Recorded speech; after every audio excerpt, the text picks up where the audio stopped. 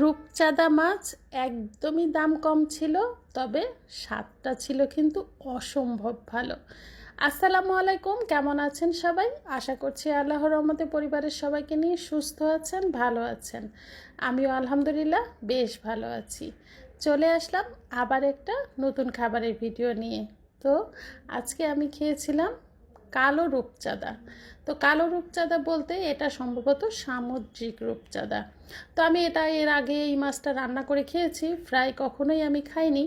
তো আজকে আমি ভাবলাম যে আস্ত করে ফ্রাই করব। তো সেটাই আমি করেছিলাম, অনেক বেশি করে কিন্তু আমি ঝালের গুঁড়া দিয়েছিলাম আর সব মশলা দিয়ে একদম সুন্দর করে অনেক সময় নিয়ে চুলার জালটা কমিয়ে দিয়ে তারপরে এই মাছটাকে আমি ফ্রাই করে নিয়েছিলাম। খুব সুন্দরভাবে মাছটা ভাজা হয়ে গিয়েছিল।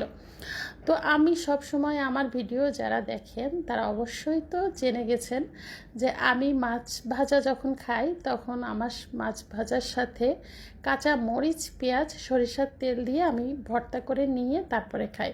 আমার কাছে খুবই ভালো লাগে এভাবে যদি খাই। কাঁচা মরিচ, পেঁয়াজটা যখন দাঁতের মধ্যে পড়ে খুবই মজা লাগে। একদিন কিন্তু ট্রাই করে দেখতে পারেন। আর মাছটা যে এত মজা হবে আমি চিন্তাই করিনি যে ফ্রাই করে খেলে যে এতটা মজা হতে পারে। আর আমার মেয়েও খুবই পছন্দ করেছে, বলছে আম্মু মাছটা অনেক মজা ছিল। তো তারপরে আমি যে বেগুনের চাকও কিন্তু এর সাথে ভেজে নিয়েছিলাম, সুন্দর করে বেগুনের চাক ভাজি দিয়েও খাচ্ছিলাম, আবার মাছ ভাজা দিয়েও খাচ্ছিলাম। এত মজা লাগছিল। তো আমার আরও দুইটা তরকারি আছে কিন্তু আমি ভুলেই গেছি, এটা দিয়েই খেয়ে যাচ্ছি। তো যেহেতু মজা লাগছে সেহেতু তো খাওয়া ছেড়ে আর উঠতেই ইচ্ছা করতেছে না, এমন একটা অবস্থা। তো তারপরেও খেয়ে নিলাম।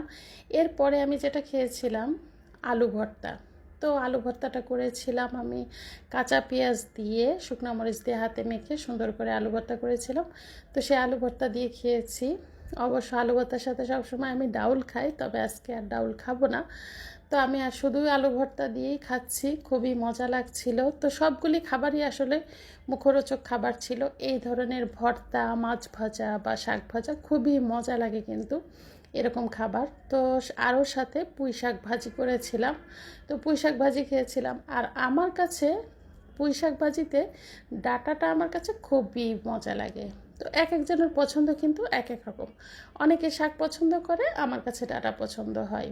তো সবার পছন্দ তো আসলে মিলবে না। যেমন আমার মেয়েটাই কিন্তু শাকটা পছন্দ করে, ডাঁটা খেতে চায় না। আর আমার কাছে ডাঁটাটা খুবই মজা লাগে, কারণ পুঁই শাকের ডাঁটাটা সুন্দর কচো কচো করে আমার কাছে ভালো লাগে। তো যাই হোক, আলহামদুলিল্লাহ সবগুলি খাবার খুব মজার ছিল, মজা করে খেয়েছি। সবাই ভালো থাকবেন, সুস্থ থাকবেন। দেখা হবে পরবর্তী অন্য কোনো ভিডিওতে। আল্লাহ হাফেজ।